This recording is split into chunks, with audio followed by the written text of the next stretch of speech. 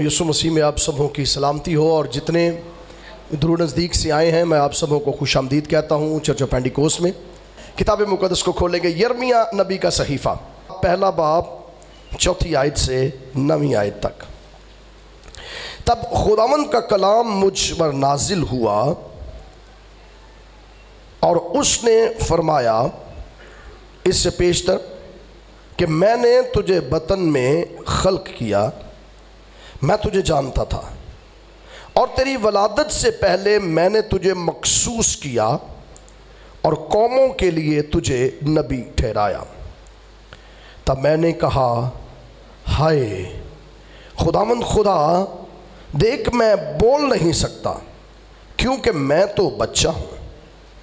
लेकिन खुदावंद ने मुझे फरमाया, यूँ न कह कि मैं बच्चा हूँ, क्योंकि जिस किसी के पास मैं तुझे भेजूँगा तू जाएगा और जो कुछ मैं तुझे फरमाऊँगा तू कहेगा। तू उनके चेहरों को देखकर न डर, क्योंकि खुदावंद फरमाता है, मैं तुझे छुड़ाने को तेरे साथ हूँ। तब खुदावंद ने अपना हाथ बढ़ाकर मेरे मुंह को छुआ और खुदावंद ने मुझे फरमाया, देख मैंने अपना कलाम तेरे मुंह में डाल दिया। देख आज के दिन मैंने तुझे कौमों पर और सल्तनतों पर मुकर्रर किया कि उखाड़े और ढाए और हलाक करे और गिराए और तामीर करे और लगाए। किताब मुक़द्दस का पढ़ा, सुना, समझा और कबूल किया जाना हम सबों के लिए बाइस बरकत का असबाब हो। आमीन। कितने जिन्होंने पहली मर्तबा ये रेफरेंस सुना है, ये हवाला? काफ़ी बड़ी तादाद है जिन्होंने पहली मर्तबा सुना है। खुदा मुक़द्दस यिर्मयाह के साथ कलाम करता है और यिर्मयाह नबी बड़े अंबिया में से है। ये वो नबी हैं जिन्होंने यसाया के दौर में यिर्मयाह, हिजकियेल, दानियल, ये सारे आगे पीछे अंबिया हैं। हिजकियेल नबी, दानियल नबी, ज़ुरबाबल, अज़रा, नहमिया, ये सारे आगे पीछे ही गुजरे हैं और कोई ज़्यादा देर नहीं है। मिसाल के तौर पर एक नबी की अय्याम नबूवत के अंदर दूसरा नबी नज़र आया, फिर उस नबी की अय्याम नबूवत के अंदर एक और नबी आया। तो इसी तरह पै दर पै इसराइल के अंदर नबी आए। अब ये अंबिया का जो सिलसिला है ये चल रहा है। खुदा यिर्मयाह नबी के साथ कलाम करते हैं और यिर्मयाह नबी से जो पहली बात खुदावंद ने की, खुदावंद खुदा का कलाम मुझ पर नाज़िल हुआ, उसने फरमाया इससे पेशतर, इससे पहले कि मैंने तुझे तेरी माँ के पेट में खल्क किया, जब तू बेवजूद मादा था, जब मैं तेरी माँ के पेट में तुझे बना रहा था, तुझे सूरत दे रहा था, तेरी हड्डियाँ बना रहा था, तुझ पर नसें चढ़ा रहा था, तुझ पर गोश्त चढ़ा रहा था, तेरे दिल, गुर्दे, आंतें सब कुछ मैं जब डेवलप कर रहा था, बना रहा था, तब खुदा फरमाता है मैं तुझे जानता था। पहली बात, मैं तुझे, मेरे साथ रहिए, मैं तुझे जानता था। दूसरी बात, खुदा ने इससे कहा सिर्फ मैं जानता नहीं था, मैंने तुझे उस वक्त चुना। चुनने का मतलब ये है, इसको मैं और सादा करूंगा, कई चीजें हैं यहां पर। मिसाल के तौर पर अभी हम अकरमी की बात कर रहे थे, पूरा चर्च है लेकिन हमने इन्हें चुना कि जनाब आए आप काम करें इस काम को, तो इसका मतलब है ये अलग किया हुआ है। बाकी 1000-1500 लोग यहां पर बैठे हुए हैं, तो ये सेपरेट किया है। इरफान काम कर रहा है, इसे सेपरेट करके काम दे दिया गया। इसी तरह जितने यहाँ पर कोई ढोलक पे था, कोई तबले पे था, ऑर्गन पे था, स्टेज पे था, तो हर शख्स को अलग अलग ड्यूटीज दी गई हैं। लेकिन फिर बहुत बड़े हजूम में से चुनकर अलग किया गया, चुनाव किया गया। खुदा कलाम करता है कि मैंने तुझे कब चुना, जब तू अभी माँ के बतन के अंदर परवरिश पा रहा था, मैंने उस वक्त तुझे अलग किया है। इसका मतलब यह है कि दुनिया के अंदर और भी लोग होंगे, दुनिया के अंदर इस्राइल के अंदर और भी अशखास है, और भी अरवा है, और भी लोग हैं, लेकिन मैंने तुझे चुना। अब पहली बात, मैं तुझे जानता हूं, मेरे साथ रहिए, मैं तुझे जानता हूं। दूसरी बात, मैंने तुझे चुन लिया। और चुनने के बाद किया क्या? तीसरा काम लिखा है, मैं तेरी वलादत से पहले मैंने तुझे मखसूस किया। मैंने तुझे अलग कर लिया, चुनकर अलग करके फिर तुझे मखसूस किया। अब जब तुझे मैंने अलग किया, मखसूस किया, मखसूस करने के बाद जो मैंने तीसरा काम किया वो ये है, मखसूस करने के बाद मैंने एक और काम किया। और वो काम क्या है? खुदा कलाम करता है कि मैंने तुझे कौमों के लिए नबी ठहरा दिया। मैंने क्या कर दिया? कौमों के लिए तुझे नबी ठहरा दिया। मेरे साथ रहना आपने। खुदा बनी नो इंसान को कब चुनता है? जब वो बेवजूद मादा होता है। जब वो बेवजूद मादा होता है, जब उसे उसके वालिदैन को भी नहीं पता होता। मिसाल के तौर पर बाइबल मुकद्दस के अंदर लिखा है, बावजूद इसके कि और भी अरवाह है, लेकिन खुदा ने एक मर्द के लिए, मेरे साथ रहिए, एक मर्द के लिए एक औरत को चुना ताकि खुदा तर्स नस्ल पैदा हो। इस भेद को बड़े गौर से समझना, मैं बहुत आस्तगी से लेकर जा रहा हूं आपको।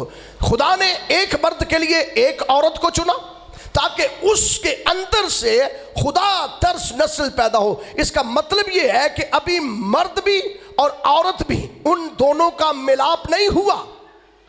अभी दोनों के जहन में भी नहीं है कि हमारी शादी होगी, हमारी औलाद होगी। खुदा कहता है मैंने तुम्हें पहले से चुना, फिर तुम्हें मैंने मुकर्रर किया, फिर तुम्हें मैंने इकट्ठा किया, फिर तुम्हारे अंदर से मैंने खुदा तर्स नस्ल पैदा की। इसका मतलब यह है कि जब हम कंवारे होते हैं, हमारा अभी शादी का कोई प्लान नहीं होता, लेकिन खुदा हमारे अंदर ऐसे अनासर रखता है, ऐसी चीजें रखता है जो अफजाइश नस्ल का सबब बनती है, जिसकी वजह से नस्ल की अफजाइश होती है। तौलीद का निज़ाम खुदा ने पहले से हमारे अंदर रखा है। और जितने यहाँ पर मौजूद हैं, इनसे एक और इंसान बनता है। मेरे साथ रहिए। अब जितने यहाँ पर बैठे हैं, चाहे मर्द है चाहे औरत है, इनसे और डिवीजन होगी, 1 2 3 4। और आप देख लीजिए, कई यहाँ पर ऐसे अशखास बैठे हुए हैं जिनके पोते हैं, पोतियां हैं और पोतों के भी औलाद है, और वो अपनी हयात में अपनी नस्ल को देख रहे हैं। चंद साल वो पीछे चले जाए, तन तनहा थे। बाइबल में लिखा है कि एक बीज गिरता है और बहुत सी बालियां लेकर आता है। बीज एक गिरता है, बालियां बहुत सी लाता है। गोया एक बीज के अंदर पूरे खेत के अंदर फसल को उगाने की कुव्वत होती है। इसी तरह मैं और आप, हमारे अंदर नस्ल को बढ़ाने की कुव्वत है। हमारे अंदर खुदा ने यह तासीर रखी है, यह कुव्वत रखी है कि हम डेवलपमेंट इतनी करें कि इंसानियत को ज़्यादा से ज़्यादा फ़रोग दे सके। और निज़ाम तौलीद और अफजाइश नस्ल का निज़ाम जो है खुदा ने हमारे वसीला से कायम किया है। अब यिर्मयाह कहता है कि मैं जब माँ के बातिन के अंदर था तब तू मुझे जानता है। इसका मतलब ऐसे थोड़ा और पीछे चले जाए, जब अभी मेरे माँ के बातन के अंदर नहीं भी था तब भी तू मुझे जानता है। मैं आपको इसको समझाने की कोशिश करता हूं। खुदा ने इब्राहिम से कहा, मैं तेरी औलाद को कितना बढ़ाऊंगा? इतने ही तुझे बरकत दूंगा कि तेरी औलाद आसमान के सितारों और रेत के जर्रों की मानिद होगी। तो कितनी इब्राहिम की औलाद थी? कोई भी नहीं। खुदा ने उससे कहा, बाहरा देख आसमान के सितारे। वो कहता है, खुदावंद मैं तो बे औलाद हूं। अगर आप पैदाइश की किताब का मुताला करें तो उसने शिकवा किया। खुदावंद से कहा, खुदावंद क्या मैं बे औलाद जाऊंगा? खुदावंद ने कहा, नहीं, आ देख आसमान के सितारे, तेरी औलाद इतनी होगी, कुछ भी नहीं हाथ में। इसका मतलब यह है कि खुदा नस्ल को बरकत देता है, खुदा हमारे तुखम को बरकत देता है। कई मरतबा हम ये समझते हैं हमारा दादा मर गया, परदादा मर गया, फलां मर गया, फलां मर गया, हमें उनके नाम तक नहीं याद। लेकिन आपको अगर उनके नाम नहीं याद, आप उनका तुखम है जो उनकी शक्ल में आज भी कायम है जमीन के ऊपर। मेरे साथ रहिए। जो उनकी शक्ल में क्योंकि आप किसी की नस्ल हैं, आप किसी का तुखम है, और वो तुखम जो कदीम जमाना के अंदर था, जिसका आपको शायद इल्म भी नहीं, जिसका शायद आपको शजरा नस्ब का भी नहीं पता, वो सारी चीजें आप भूल जाए, लेकिन तुखम नहीं भूल सकते। आप तुखम हैं, वो तुखम जो कदीम से चला आ रहा है। बाइबल बयान करती है, मैं तुझे कितनी बरकत दूंगा, आसमान के सितारों। और इब्राहिम की हयात के अंदर इतनी औलाद नहीं उसकी हुई। आपकी नस्ल को जानता है या नहीं? जानता है। वो आपकी नस्ल को जानता है, इसलिए कि वो नस्लों का खुदा है। अब बाइबल बयान करती है कि मैंने तुझे किस वक्त से तुझे जानता हूं। अब जो ईमान आपके वालिदैन का है, मैं पहले भी बता चुका हूं और मुख्तसर सिर्फ बताना चाहता हूं, वही ईमान आप में भी ट्रांसफर हो जाता है किसी ना किसी शक्ल में। क्यों? कई मर्तबा आपके वालिदैन के अंदर मुख्तसर ईमान है, छोटा ईमान है, और आप आगे बढ़ के अपने ईमान को और ज्यादा बढ़ा रहे हैं। मुख्तसर ईमान की चंगारी आपके वालिदैन को लगी है, और वो चंगारी भड़कती भड़कती आपकी शक्ल में, और आपका ईमान बहुत उत्तम हो गया है, बहुत ऊंचे दर्जे का हो गया है। कई मर्तबा हम अपने वालिदैन के ईमान को नजरअंदाज कर देते हैं, लेकिन खुदा, इब्राहिम का खुदा, सारी उम्र इब्राहिम फिरता कहाँ रहा? मेरे साथ रहिए। कभी किसी टेंट में, कभी किसी जगह पर, कभी गार के अंदर, कभी पहाड़ के अंदर, कभी वादी के अंदर, कभी सहरा के अंदर, कभी किसी जगह पर। कितनी बरकत थी उसके पास, कोई इस तरह बरकत नहीं नजर आ रही। और आज उसकी नस्ल ने पूरी दुनिया को अपने उंगलियों पर नचा रही है और होल्ड किया हुआ उसकी पूरी नस्ल ने। जिसको चाहता है नीचे कर देता है, जिसको चाहता है ऊपर कर देता है। वजह, इब्राहिम की बरकत आज भी मौजूद है। तो कई मर्तबा हम अपने वालिदैन के उन चीज़ों को नज़रअंदाज कर देते हैं जो कदीम उन्होंने हमारे लिए की है, और वो ईमान जो हमारे अंदर आया है हमारे वालिदैन की तरफ से। बाइबल में लिखा है कि मैं तेरी माँ के पेट से तुझे जानता हूँ। इससे पहले भी खुदा जानता है। अब आप ईमान इस बात पे रखते हैं कि खुदा आपको जानता है। दाऊद नबी कहता है, खुदावन तू मेरा उठना बैठना जानता है। ठीक है जी, ऐसा ही है, तू मेरा उठना बैठना जानता है, तू मेरे बाहर अंदर से वाकिफ है। और फिर उसने बड़ी सादा बात कही, तू मेरे ख्याल को, मेरे साथ रही, तू मेरे ख्याल को दूर ही से जानता है। इसका मतलब है कि वो हमारे अंदर बाहर को उठना। और ये सादा सा सवाल मेरा आपसे है, और इसका सादा जवाब आपके पास है। खुदा हर चीज को जानता है, वो आलिमुल गायब है, वो हाल को, माजी को, मुस्तकबिल को, सब को जानता है। वो मेरे उठने बैठना, चलना फिरना, बाहर अंदर हर चीज से खुदा मुझसे वाकिफ है। अगर खुदा मुझसे वाकिफ है तो बाइबल में लिखा है, मैं तेरी माँ के पेट से तुझे जानता हूं और मैंने तुझे मखसूस किया, मैंने तुझे चुन लिया, मैंने तुझे डेलीगेट किया, मैंने तुझे अलग किया। अब क्वेश्चन यहां ये है, इतना तो हम जानते हैं कि हमें खुदा जानता है, क्या ये भी जानते हैं कि उसने हमें चुना है? नेक्स्ट क्वेश्चन ये है कि क्या ये हम जानते हैं कि उसने हमें चुना है? कितने जो जानते हैं उसने हमें चुना है? बहुत कम। और जितने कम हैं शायद वो भी आधे कंफ्यूज हों। खुदा कलाम करता है, मैं तुझे जानता हूं और मैंने तुझे, जब तू पैदा नहीं हुआ था, जब तेरा वजूद नहीं था, मैंने तुझे उस वक्त मखसूस किया है। मखसूस का मतलब भी अलग किया हुआ होता है, मखसूस का मतलब भी चुना हुआ होता है, मखसूस का मतलब भी सेपरेट किया होता है। मैंने तुझे सेपरेट किया, चुन लिया, अलग किया। वजह यह है कि मैंने तुझे कौमों के लिए नबी ठहराया। आगे पढ़ेंगे थोड़ा सा ताकि हम समझ सके। मैंने तुझे कौमों के लिए नबी ठहराया ताकि तू क्या करे, तू उखाड़े, लगाए, बनाए, जो तू चाहता है वो करे। अब यिर्मयाह नबी ने कब इस बात को जाना कि मैं कौमों के लिए नबी हूं? मेरे साथ रहिए। कब जाना? किस वक्त यिर्मयाह नबी ने जाना कि मैं नबी हूं? किस वक्त जाना कि मैं कौमों के लिए नबी हूं? मेरे साथ रहिए। किस वक्त जाना? हवाले के अंदर लिखा है, शाबाश, हवाले के अंदर लिखा है, जब वो बच्चा था तब उसने जान लिया। इसका मतलब यह है कि खुदा बचपन के अंदर ही हमें बता देता है, सिखा देता है कि तू फलां है, तू फलां है। अब किताब मुकद्दस के अंदर लिखा है कि खुदा की खादिमा, खुदा की बंदी हन्ना ने जब अपना बेटा खुदा के हजूर दे दिया सैमुअल नबी को। तो सैमुअल एक दिन हैकल के अंदर लेटे हुए थे, तो खुदा ने कलाम किया, सैमुअल सैमुअल सैमुअल। सैमुअल कहां पर भाग गया? एली काइन के पास, और जाकर कहता है, मेरे मालिक मेरे आका बता क्या मसला है? तो कहता मैंने तो नहीं तुझे बुलाया, जाके सो जा। दूसरी मरतबा फिर आवाज आई, सैमुअल सैमुअल सैमुअल। कहा तूने फिर बुलाया? कहता कहा तूने बुलाया मालिक, तूने बुलाया? कहता मैंने नहीं तुझे बुलाया, जाके सो जा। फिर तीसरी मरतबा। आखिरकार एली ने कहा, मुझे लग रहा है ये खुदा की आवाज है। और उसने एली से कहा, एली ने सैमुअल से कहा कि अब जब तुझे कोई आवाज आए तो क्या कहना? आए मेरे खुदा, मैं सुनता हूं, मैं हाजिर हूं। इसका मतलब यह है कई मर्तबा हमें पहचान नहीं होती कि मैं कौन हूं, मैं क्या हूं, मैंने क्या करना है। खुदा अपने कलाम के जरिया से, अपने खादमों के जरिया से खुदा भेदों को आश्कार करता है कि तूने फलां काम के लिए खुदा ने तुझे चुन लिया। और जब हमारे कान खुल जाते हैं, हमारी अंडरस्टैंडिंग क्लियर हो जाती है, खुदा डायरेक्टली बात करना शुरू कर देता है।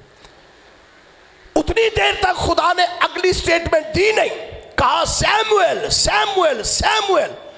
बैरियर है। सैमुअल भाग कर चला जाता है एली के पास, डिपेंडेंट है। कहता है कि एली बता। खुदा का खादिम कहता है नहीं बेटे, जाके सो जा, नहीं बुलाया। 3 मरतबा ऐसे हुआ। आखिरकार उससे जब कहा, ऐ खुदावंद मैं सुनता हूं, तब जाकर खुदा ने उसे कहा कि मैं तेरे साथ काम करना चाहता हूं, तू मेरा जलाल जाहिर करेगा। मां के पेट से हन्ना ने क्या कहा था, याद हो? शाबाश। हन्ना ने क्या कहा था कि खुदावंद जो तू मुझे देगा मैं तेरे नजर कर दूंगा।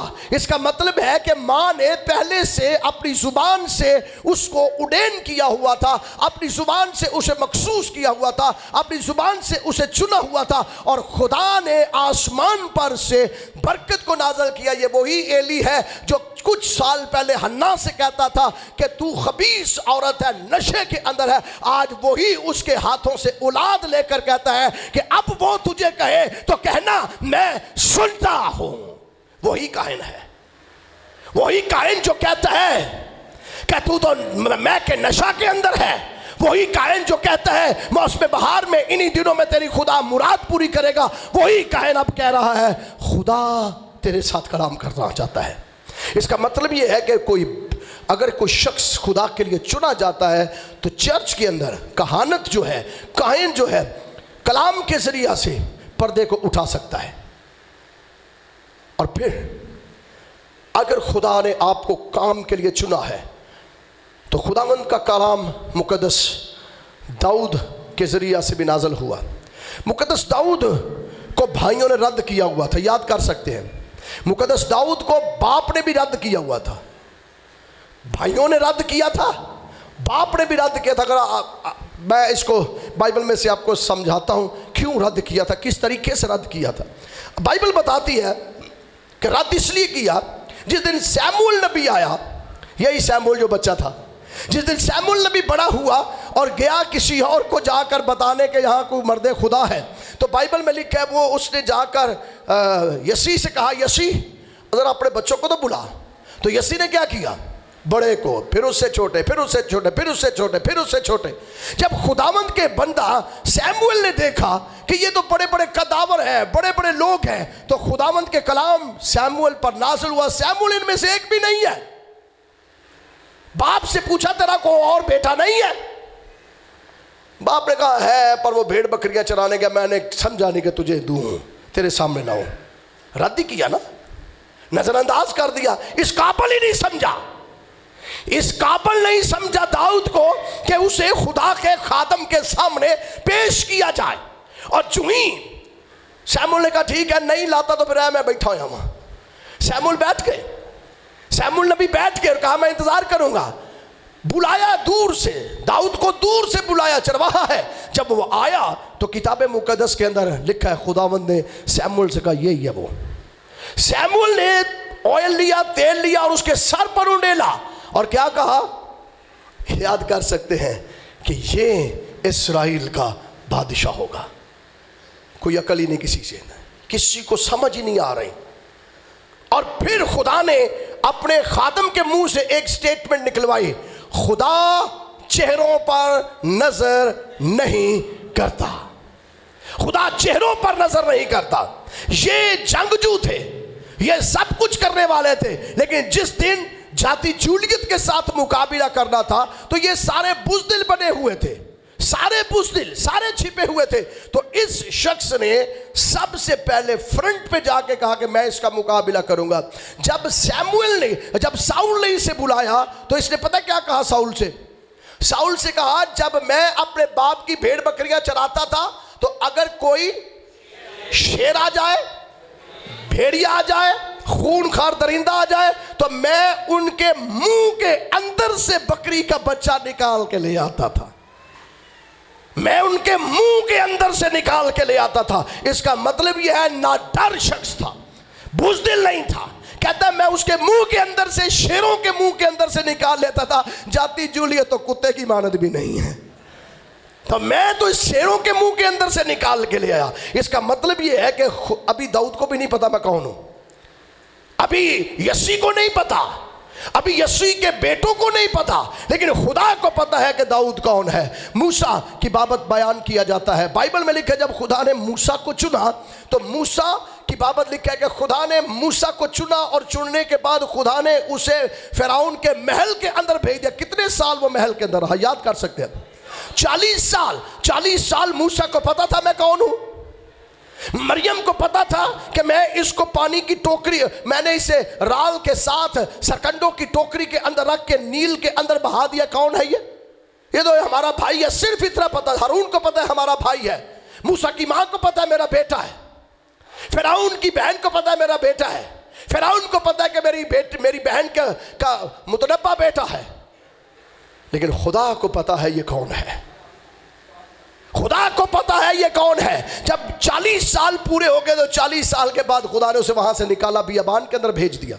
जब बियाबान के अंदर वो 40 साल रहा, भेड़ बकरियां चराता रहा। क्या मूसा के ससुर को पता था ये कौन है? मूसा की बीवी को पता था ये कौन है? मूसा के खानदान को नहीं पता था कि ये इस्राएल का सबसे बड़ा नबी और तौरात का लिखने वाला यही है। खुदा इसके साथ डायरेक्ट कलाम करेगा, किसी को नहीं पता, यहां तक मूसा को भी नहीं पता। खुदा ने चुना कब? जब तू बेवजूद है, जब तू माता है, तब मैंने तुझे अलग किया और फिर मैं उस प्रोसेस के अंदर से तुझे गुजार रहा हूं। इसका मतलब यह है कि खुदा, इतना वक्त नहीं कि मैं और गहराई में जाऊं, और रेफरेंसेस बेशुमार बाइबल के अंदर हैं। खुदा हमें कब चुनता है, ईमान रखते हैं इस बात पर पक्का ईमान रखते हैं कि खुदा हमें कब चुनता है। मैं साथ रही बुलंद आवाज से बोल के बताइए, खुदा हमें कब चुनता है? जब बेवजूद माता होते हैं, मां के पेट के अंदर अभी हमारी परवरिश हो रही होती है, तब खुदा अलग। अभी हमारी मां को भी नहीं पता कौन है। जितनी मर्जी साइंस तरक्की पा जाए, उसे ये नहीं पता ये बड़ा होके बनेगा क्या। साइंस ने बड़ी तरक्की कर ली है ना, बड़ी डेवलपमेंट हो गई है, एम्ब्रियोलॉजी बेशुमार आगे तक चली गई है, लेकिन उसे ये मालूम नहीं कि ये बड़ा होके करेगा क्या, क्या बनेगा। लेकिन मेरा खुदा आपके अंदर और बाहर को जानता है, आप बड़े होके करेंगे क्या, वो जानता है। अब जब बड़े हो गए, आ गए, चर्च के अंदर आ गए, दुनिया के अंदर आ गए, तो खुदा हमसे वाकिफ है, खुदा हमें जानता है। और जब जानता है तो बाइबल बयान करती है कि अगर खुदा हमें जानता तो उसने हमें अलग किया है। यिर्मयाह को उसने कहा कि मैंने तुझे अलग किया, तो यिर्मयाह का पहला बहाना क्या था? बुलंद आवाज से बोलिए, पहला बहाना क्या था? मैं बच्चा हूं। और ये वाकयातन बात ठीक है, मैं बच्चा हूं। अब जब उसने कहा मैं बच्चा हूं, तो मूसा की बाबत लिखा है कि मूसा से जब खुदा ने कहा मैं इस्राएल का खुदा हूं, मैं इब्राहिम का खुदा, इसहाक का खुदा, याकूब का खुदा, मैं जो हूं सो हूं, तू जा इस्राएल को निकाल के लेकर आ। तो जनाबे मूसा ने क्या कहा? मैं बोल नहीं सकता। इसका मतलब यह है कि जब कभी खुदा किसी को चुन लेता है, अलग कर लेता है, तो इंसानी फितरत यह है, इंसानी जबलत यह है, हमारी फितरत के अंदर यह है, हमने काम शुरू करने से पहले कोई ना कोई चक्कर जरूर देना। मिसाल के तौर पर किसी अच्छे बंदे से कहे ना यार आप गीत गाएं, मेरा गला नहीं ठीक। जब प्रश्न शुरू कर दे फिर कहता खुदा का मसा आ गया, फिर माइक ही नहीं छड़ना। मैं अर्ज कर रहा हूँ, ये हमारी जिबिल्लत है, ये हमारे अंदर ये बात पाई जाती है कि जब खुदा किसी काम के लिए हमें चुनता है। मूसा ने कहा मैं बोल नहीं सकता, मुकद्दस यिर्मयाह क्या कह रहे हैं, मैं बच्चा हूं। इसका मतलब यह है कि कोई बड़ा काम खुदा हमसे लेना चाहता है। अगर उसने मखसूस किया तो कोई छोटे काम के लिए मखसूस किया, फिर उसने मेरे साथ रहिए, छोटे काम के लिए, छोटे काम असी उंजी कर लेने बगैर दसे ही कर लेने।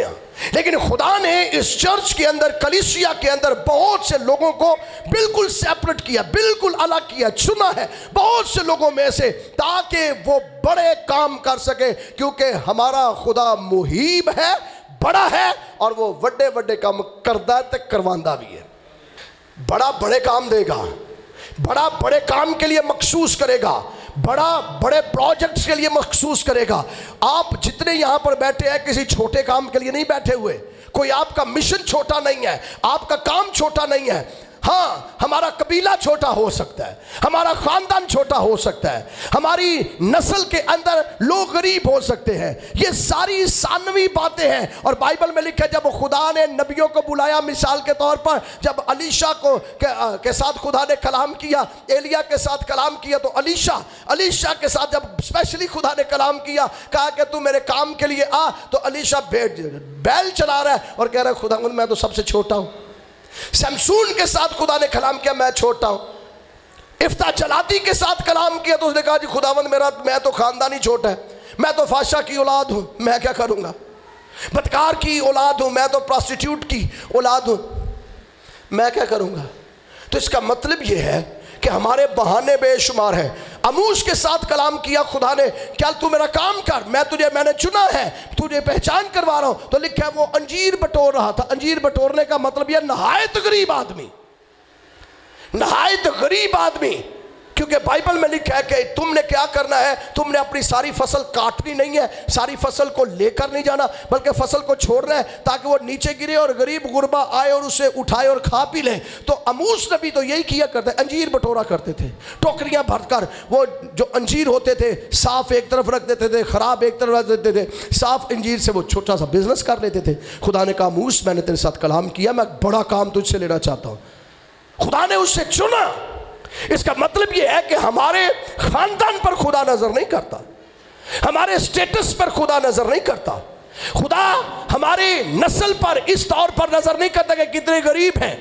बाइबल में लिखा है बहुत से गरीब लोगों को जिन्होंने बार बार कहा खुदावंद इस्राएल में मेरा कबीला सबसे छोटा है, सबसे छोटा, तो खुदा उसको भी बुलाता है।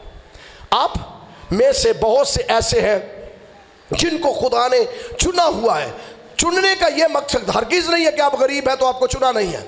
चुनने का हरगिज ये भी माफूम नहीं है कि आप अनपढ़ हैं तो आपको चुना नहीं है। चुनने का ये मतलब भी नहीं है कि आप कहें जी मैं तो बेरोजगार हूं, खुदा मुझे कैसे चुनेगा, मैं खुदा का काम कैसे करूंगा, मेरे पास बहुत सी चीजें नहीं है, खुदा मुझसे कैसे काम लेगा। यकीन जानिए खुदा का कलाम आप पढ़ लीजिए, खुदा ने जब भी चुना है नीचे से लोगों को चुना है।